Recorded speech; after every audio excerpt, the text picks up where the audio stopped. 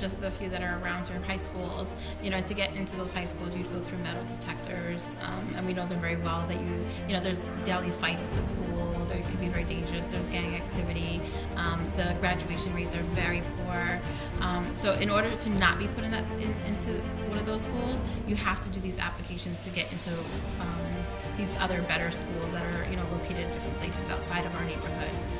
And to get into them, it means testing, it means doing well in school, having good attendance, it means working really hard through all the different various application processes to get, to hopefully get accepted into one of those schools so that you're not, you don't have to deal with the things that happen in our own neighborhood. Deanna's troop, understanding and having older cadets that were going through the process, they decided they wanted to share and break down that information for their families and their community, and I thought that was great.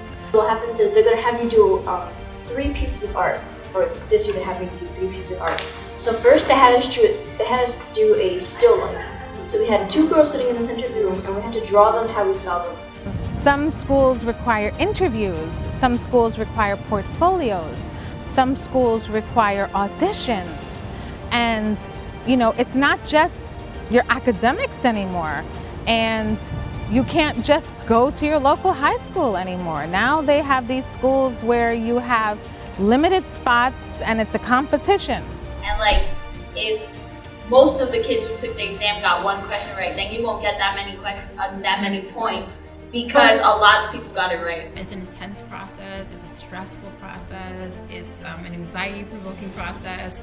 And I guess they have to apply to high school because oftentimes their local high schools are not as either safe or academically challenging, or maybe just an environment that they want to be in, and so they apply to high school to, I guess, have an opportunity to go to for a better experience and to go to a school that better suits their needs or what they're looking for.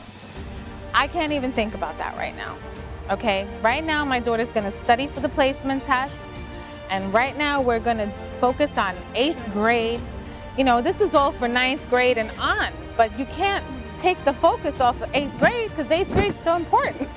They have to pass 8th grade to get to 9th grade, right? So, I don't know what route we'll take personally, but it's a very daunting process.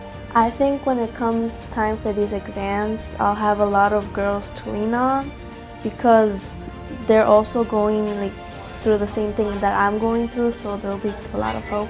So you really need to focus on your grades now because it determines which schools you can apply to.